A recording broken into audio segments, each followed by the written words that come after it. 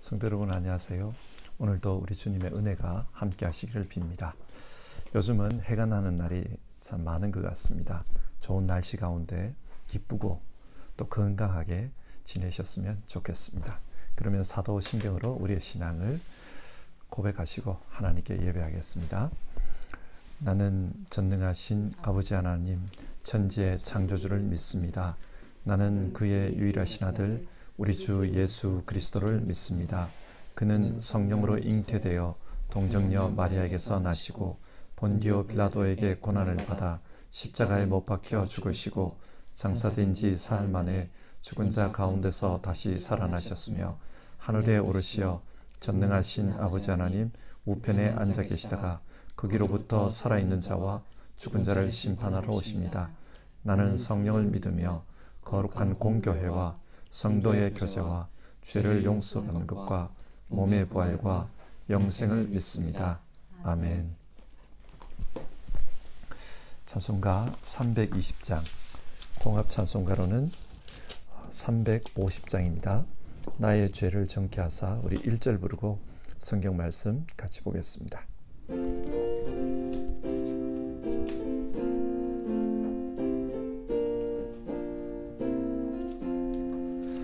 나의 죄를 정케하사 주의 일꾼 삼으신 구세주의 넓은 사랑 항상 찬송합니다. 나를 일꾼 삼으신 주 크신 능력 주시고 언제든지 주 뜻대로 사용하여 주소서. 아멘. 오늘은 미가서 3장의 말씀을 읽겠습니다. 미가서 3장 이 아침에 읽을 말씀은 5절부터 8절을 읽겠습니다. 3장 5절에서 8절입니다. 예언자라는 자들이 나의 백성을 속이고 있다. 입에 먹을 것을 물려주면 평화를 외치고 먹을 것을 주지 아니하면 전쟁이 다가온다고 협박한다. 예언자들아, 너희의 날이 끝났다. 이미 날이 저물었다. 내 백성을 곁길로 이끌었으니 너희가 다시는 환상을 못 볼 것이고 다시는 예언을 하지 못할 것이다. 선견자들이 부끄러워하며 술객들이 수치를 당할 것이다. 하나님께서 응답하지 않으시니 그들이 얼굴을 들지 못할 것이다. 그러나 나에게는 주님께서 주님의 영과 능력을 채워주시고 정의감과 함께 야곱에게 그의 죄를 꾸짖고 이스라엘에게 그의 범죄를 꾸짖을 용기를 주셨다. 아멘. 미가서 3장의 말씀은 이스라엘의 부패한 지도자들에 대한 심판의 내용입니다. 내용적으로 보면 어제 살펴본 2장의 말씀과 비슷합니다. 어쩌면 우리 성도님들 입장에서는 심판의 내용이 자꾸 나오니까 읽기가 좀 힘들 수도 있을 것 같습니다. 그럼에도 불구하고 매일 한 장씩 꾸준히 읽으면서 묵상하셨으면 좋겠습니다. 원래 아침 예배를 계획하면서 원래는 소선지서의 말씀을 다 함께 읽어보자 그런 생각을 했습니다. 그 이유는 지난 몇 년간 아침 예배를 통해 성경의 다른 곳은 거의 다 살펴보았는데 소선지서는 그러지를 못했습니다. 그래서 원래는 소선지서를 읽고 설교해야 되겠다 그런 생각을 했습니다. 그리고 원래 우리 교회의 목회 주제가 소망의 하나님 새롭게 하소서입니다. 우리가 이런 주제를 정한 것은 우리의 현 상황 때문입니다. 지금은 어려운 시기이고 또 위기의 시기입니다. 그래서 소선지서에 나오는 이스라엘의 그 위기를 보면서 하나님은 왜 이런 어려움을 주셨나? 왜 이런 위기를 주셨나? 그것을 우리에게 적용해 봤으면 좋겠다. 그런 생각을 했습니다. 그리고 성경에서 하나님은 어려움 이후에 반드시 새로운 역사를 시작하시는 것을 볼 수 있습니다. 우리도 이 어려움이 지나가면 하나님께서 새로운 역사를 일으키실 것입니다. 그때 하나님이 무엇을 원하실까? 그런 생각을 하며 우리가 이 시기를 살았으면 좋겠다. 그 이유에서 소선지서를 먼저 살펴보고 있습니다. 좀 힘들지만 소선지서를 보면서 우리가 질문을 가지고 하나님의 말씀에 집중해 봅시다. 미가서 1장에서 하나님은 이스라엘 민족에게 너희는 망할 것이다. 그런 심판의 말씀을 주셨습니다. 그리고 2장에서는 왜 그런 심판을 받게 되는지 이유를 설명해 주셨습니다. 이유는 두 가지였습니다. 하나는 당시 권력자들의 부패함 때문이었고 또 다른 하나는 거짓 선지자들의 잘못된 가르침 때문이라고 했습니다. 오늘 보시는 미가서 3장의 내용도 2장 말씀의 연장선상에 있습니다. 1절을 보시면요. 야곱의 우두머리들아, 이스라엘 집의 지도자들아, 내가 하는 말을 들으라. 그 말씀을 하십니다. 하나님께서 심판을 말씀하시면서 야곱의 우두머리 그리고 이스라엘 집의 지도자들을 부릅니다. 자, 그러면 심판의 대상이 누구입니까? 야곱의 우두머리와 이스라엘 집의 지도자들입니다. 여기서 우두머리로 번역된 이 말을 히브리어로 보면 이 단어는 법정에서 판결을 내리는 법관들과 관련해서 자주 사용되는 단어입니다. 그러니까 오늘 말씀은 이스라엘 지도자들 그리고 그 중에서도 특히 판결하는 사람들과 연관이 있습니다.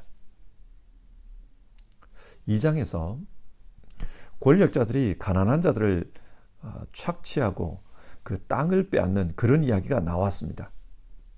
그런데 율법이 다스리는 그런 나라에서 어떻게 남의 땅을 빼앗는 그런 일이 가능했을까요? 그것은 그 권력자들을 봐주는 사람들이 있었기 때문입니다. 그들이 누구인가? 오늘 성경에 나오는 판결하는 자들입니다. 여러분, 하나님께서 판결하는 사람들을 세운 이유가 무엇이겠습니까? 1절 후반절과 2절을 보면 그 이유가 나오는데 정의에 관심을 가져야 할 너희가 선한 것을 미워하고 악한 것을 사랑한다. 하나님께서 판결하는 사람들을 세워주신 이유는 하나님이 다스리는 이 나라에서 정의가 세워지게 하라. 그거였습니다. 정의를 세우라. 정의라는 것은 마땅히 그 사람에게 돌아가야 할 몫을 그 사람에게 돌아가도록 해주는 것. 그것이 기본입니다. 하나님께서 이스라엘 백성에게 각각의 기업을 나눠주셨습니다. 그러면 그 기업을 통해 각자의 몫을 취할 수 있도록 해줘야 합니다. 그럴 때 정의가 이루어집니다. 그런데 미가 당시 이스라엘은 그러지를 못했습니다. 권력자들이 권력을 이용해서 빼앗고 또 힘을 이용해서 압제했습니다. 그러면 판결하는 사람들이 그것을 바로잡아 줘야만 했는데 그러지를 않았습니다. 왜 그러지를 않았습니까? 이 판결하는 사람들의 삶의 목적이 타락했기 때문입니다. 정의에 관심이 없습니다. 선을 미워하고 악을 사랑했습니다. 선을 사랑하고 악을 미워해야 하는데 반대로 살았어요. 그 이유는 이들이 권력자들과 결탁이 된 한 통속이었기 때문입니다. 11절을 보면 이 도성의 지도자들은 뇌물을 받고서야 다스리며 그런 말씀이 나옵니다. 이들은 뇌물을 주고받으면서 그렇게 한 통속이 되어 있었습니다. 그러다 보니 판결을 어그러지게 하는 그런 일들이 발생한 것입니다. 그렇게 하니까 세상이 어떤 모습입니까?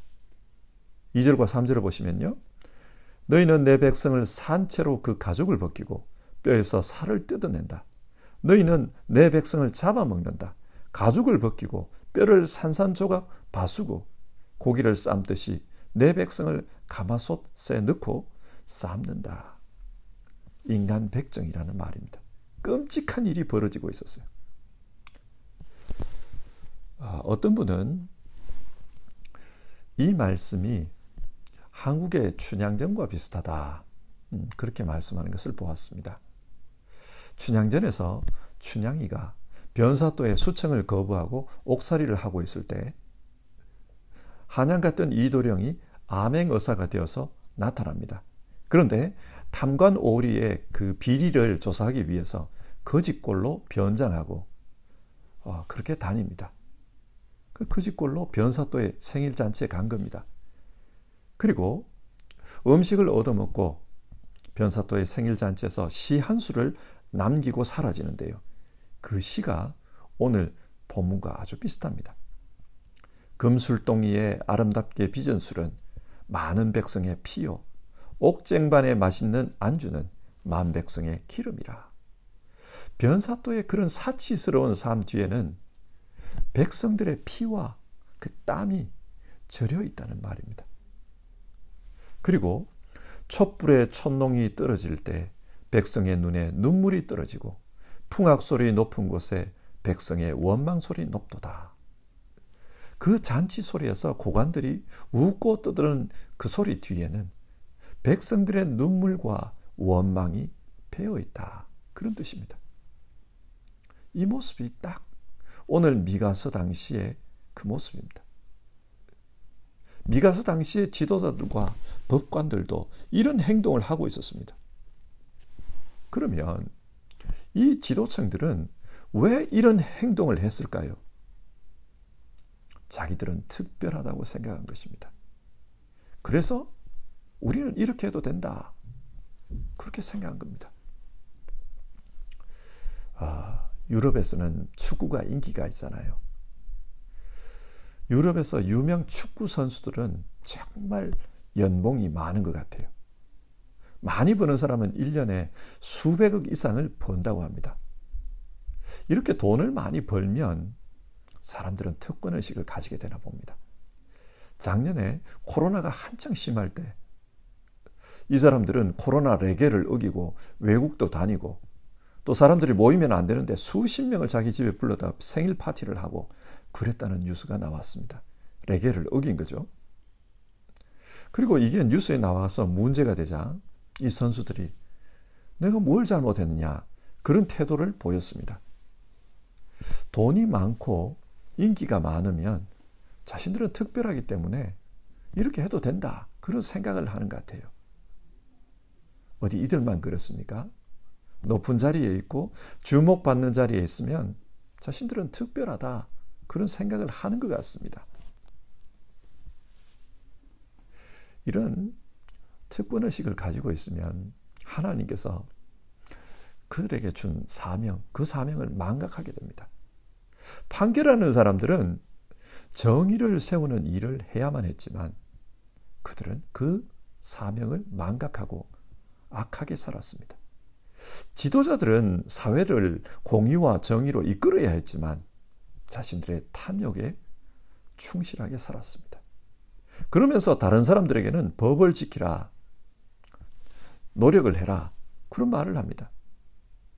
하지만 자기 자신들은 그 법을 초월해 있기 때문에 법을 지키지 않아도 된다 그런 생각을 하고 있었던 것입니다. 하나님은 이런 행동을 용납하지 않습니다. 그래서 4절 말씀을 보면 이들이 심판날에 어려움을 당해 하나님께 살려달라고 부르짖을 때 하나님께서 그들의 기도를 들은 채도 하지 않을 것이다. 그렇게 말씀합니다. 누가복음 16장에 부자와 거지 나사로의 이야기가 나옵니다. 부자는 이 땅에서 많은 재물을 가지고 있었기 때문에 그 재물을 가지고 자신의 특권을 즐기면서 그렇게 살아갑니다. 맨날 잔치하고 특권을 누립니다. 그런 가운데 다른 사람의 아픔을 돌보지 않았습니다. 그 결과 나중에 지옥에 가게 되었고 그 지옥에서 지옥불이 너무 뜨거워 고통을 호소합니다. 그러나 하나님은 그 고통의 기도를 들어주지 않았습니다. 하나님의 보호를 받지 못했습니다. 그처럼 미가 당시 지도자들도 어려움을 당하게 될 터인데, 심판대에 어려움을 당할 터인데 하나님은 그들의 기도를 들어주지 않겠다, 도와주지 않겠다, 그렇게 말씀합니다. 하나님은 세상이 부패해서 하나님의 뜻을 분별하지 못할까 봐 하나의 장치를 마련해 두셨습니다. 그 장치가 뭐냐? 예언자였습니다. 예언자들을 세워서 하나님의 뜻을 깨닫도록 하는 그런 사명을 감당하게 했습니다. 그런데 미가 당시의 예언자들이 어떤 모습으로 살았다고 합니까? 5절을 보시면요. 예언자라는 자들이 나의 백성을 속이고 있다. 입에 먹을 것을 물려주면 평화를 외치고 먹을 것을 주지 아니하면 전쟁이 다가온다고 협박한다. 예언자들이 자기 이익의 논리에 따라 행동했다는 것입니다. 자기에게 돈으로 이익을 주는 사람, 그런 사람들이 찾아와서 내게 이런 어려움이 있는데 어떻게 해야 할까요? 그렇게 물으면 괜찮다, 하나님이 도와주신다, 무엇든지 다 잘되게 해주실 것이다, 그렇게 위로했다는 겁니다. 좋은 말로 용기를 북돋아 줬다는 겁니다. 그것이 입에 먹을 것을 물려주면 평화를 외친다, 그 말씀의 뜻입니다. 그러나 평소에 자기와 나쁜 관계에 있는 사람, 자기에게 이익이 되지 않는 사람, 그런 사람들에게는 협박을 했다는 겁니다. 당신 내 말 듣지 않으면 어떻게 되는지 한번 두고 봐, 화를 당할 거야, 그런 식으로 협박을 했습니다. 그것이 5절에서 먹을 것을 주지 않으면 전쟁을 선포한다, 그런 말씀입니다.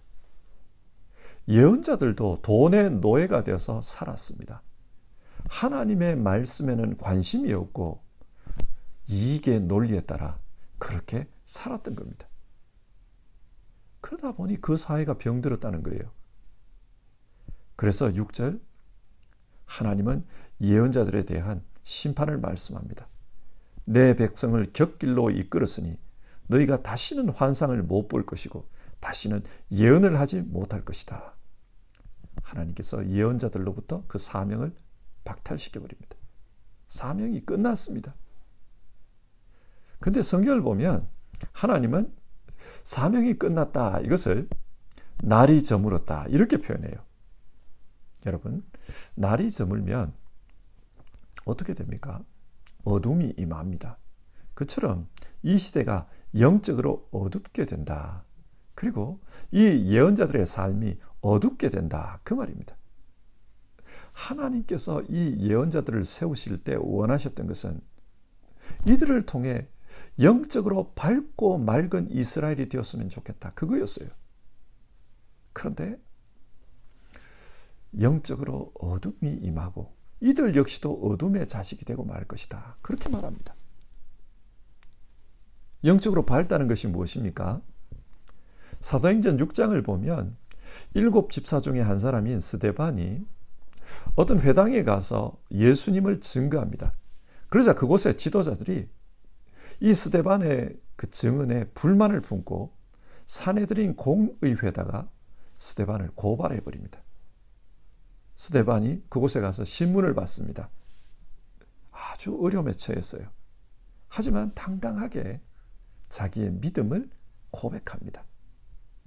성경은 그때 스데반의 모습을 그 얼굴이 천사의 얼굴과 같았다, 그렇게 말씀합니다. 무슨 말입니까? 스데반은 자신이 믿는 진리, 그 진리에 신실했던 사람입니다.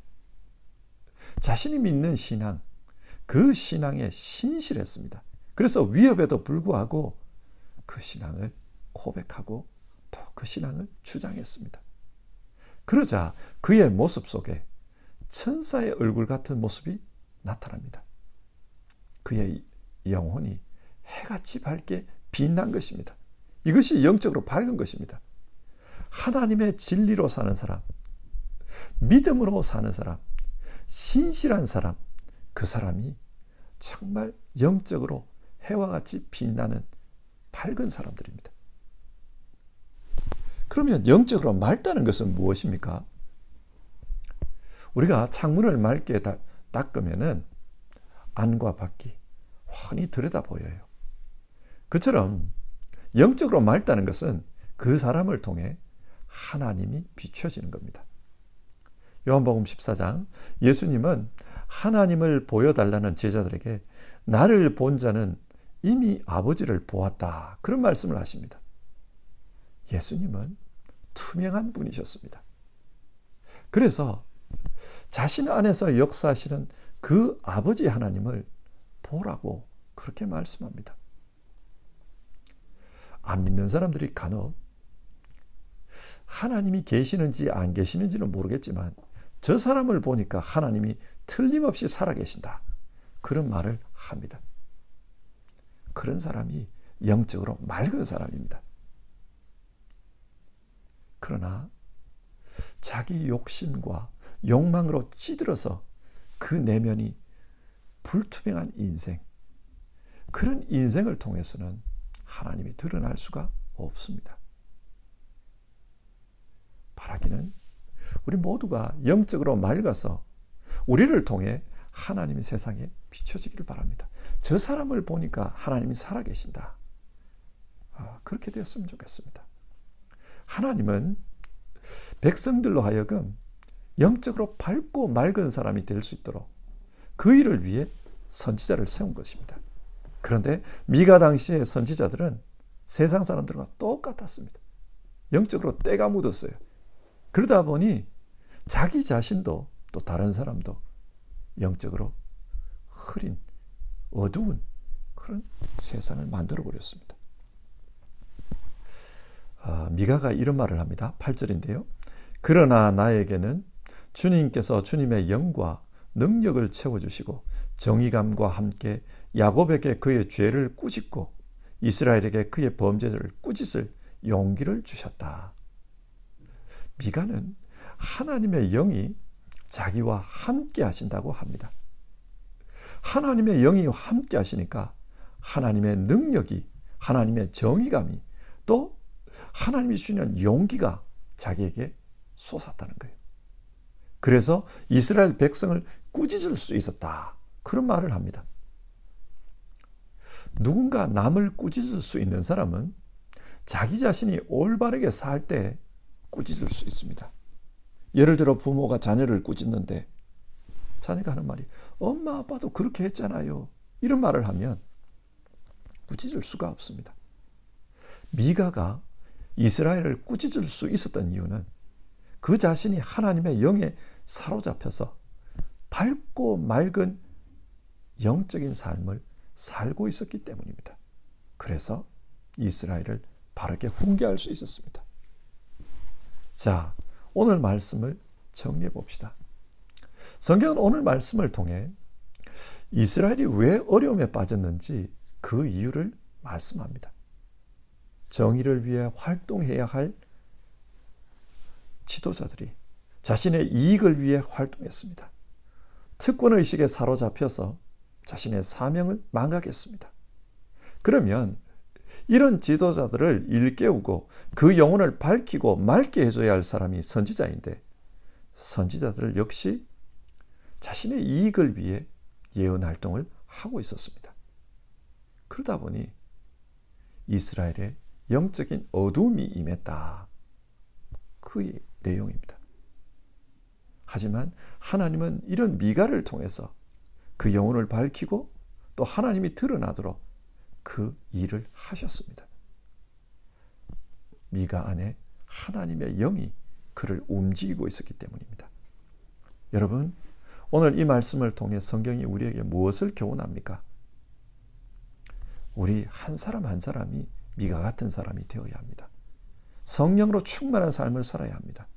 그래서 하나님의 영이 우리의 영을 비춰주시고 우리의 내면을 깨끗하게 해주시고, 그러므로 하나님이 드러나는 그런 삶을 살 수 있어야 합니다. 오늘 말씀을 보며 저는 제 자신을 많이 반성했어요. 그러나 지금 우리 시대는 저 같은 목사들이 할 수 있는 일이 극히 제한적입니다. 지금은 종교인 중심으로 세상이 움직이는 것이 아니고 전문가들 중심으로 국민들 중심으로 세상이 움직이고 있습니다. 목사들은 단지 그 성도들에게 하나님의 말씀을 가르치고 그들이 영적인 삶을 살 수 있도록 도움을 주는 일, 그 일밖에 할 수 없습니다. 그러면 성도들은 교회 생활을 통해 하나님 말씀을 배우고 영적인 훈련을 해서 한 사람 한 사람이 신앙적으로 힘을 얻고 용기를 얻고 세상에 나아가 정의를 세우는 일, 어려운 이웃을 돌보는 일, 하나님이 기뻐하시는 그런 사회를 만드는 일을 해야 합니다. 한 사람 한 사람이 선지자 같은 삶을 살고 한 사람 한 사람이 유능한 지도자의 삶을 사는 것, 그게 중요합니다.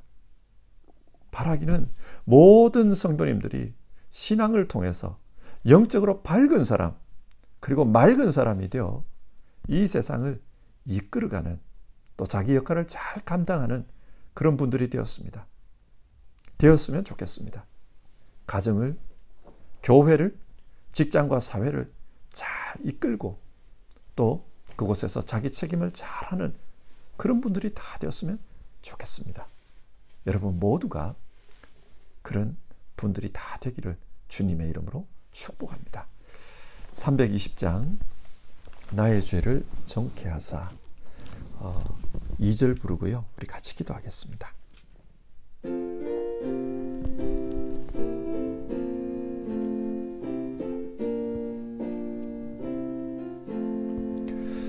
내게 부어주시려고 은혜 예비하신 주의 은혜 채워주사 능력 있게 하소서. 나를 일꾼 삼으신 주 크신 능력 주시고 언제든지 주 뜻대로 사용하여 주소서.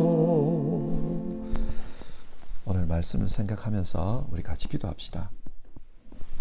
우리 한 사람 한 사람이 정말 영적으로 맑고 또 밝은 사람들이 되어서 하나님 나라에서 자기 책임을 잘 감당하는 그런 일꾼들이 되었으면 좋겠습니다.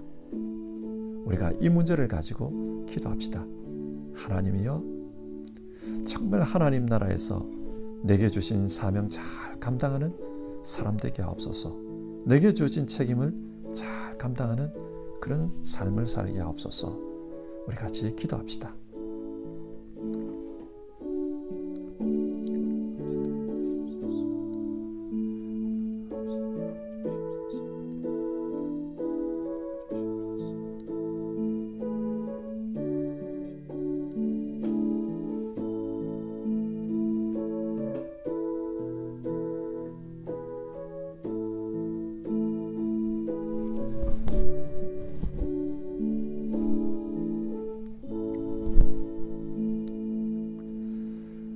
하나님 아버지, 오늘 말씀을 통해서 우리 각자가 하나님 나라에서 자기 사명을 잘 감당하는 것이 중요하다, 그렇게 말씀을 나누었습니다. 미가 선지자 당시에 판결해야 하는 사람들이 그 역할을 잘 감당하지 못했고, 지도자들이 그 역할을 감당하지 못했고, 또 선지자들도 제사장들도 자기 역할을 잘 감당하지 못하니까 그 시대가 영적으로 어두운 시대가 되고 말았던 것을 보았습니다. 하나님께서 우리에게 주신 사명대로 그 사명 잘 감당하는 우리 되게 하여 주시옵소서. 그 사명을 잘 감당하기 위해서는 우리 한 사람 한 사람이 영적으로 맑고 또 밝은 사람이 되어야 한다, 그렇게 말씀 나눴습니다. 하나님, 정말 하나님을 믿는 가운데 신실하게 살아서 영적으로 맑은 사람들 다 되게 하옵소서. 또 하나님을 비추어내는 그런 정말 역할을 잘 감당하는 우리 모두 될 수 있도록 주님 도와주시옵소서. 하나님, 우리가 하나님 말씀을 통해서 정말 우리의 영혼이 맑고 밝은 그런 삶을 살아갈 수 있도록 도와주시옵소서. 세상에서 또 직장에서 또 단체에서 뿐만 아니라 가정에서 각자 주어진 자기 일들을 잘 감당하는 성도님들 되게 하시고, 그리고 그 일을 잘 감당하기 위해서 노력하는 모든 분들을 하나님 축복해 주시고, 그 영혼이 하나님이여 정말 맑고 밝은 분들 다 되게 하옵소서. 오늘도 주님 앞에서 바르게 살고자 하는 모든 이들을 축복해 주시기를 바라고, 특별히 어려움 가운데 있는 분들 하나님이여 그들을 기억하시고 그들을 붙잡아 주시옵소서. 이 모든 말씀 예수님의 이름으로 기도드립니다. 아멘. 하늘에 계신 우리 아버지, 아버지의 이름을 거룩하게 하시며 아버지의 나라가 오게 하시며 아버지의 뜻이 하늘에서와 같이 땅에서도 이루어지게 하소서. 오늘 우리에게 일용할 양식을 주시고 우리가 우리에게 잘못한 사람을 용서하여 준 것 같이 우리 죄를 용서하여 주시고 우리를 시험에 빠지지 않게 하시고 악에서 구하소서. 나라와 권능과 영광이 영원히 아버지의 것입니다. 아멘.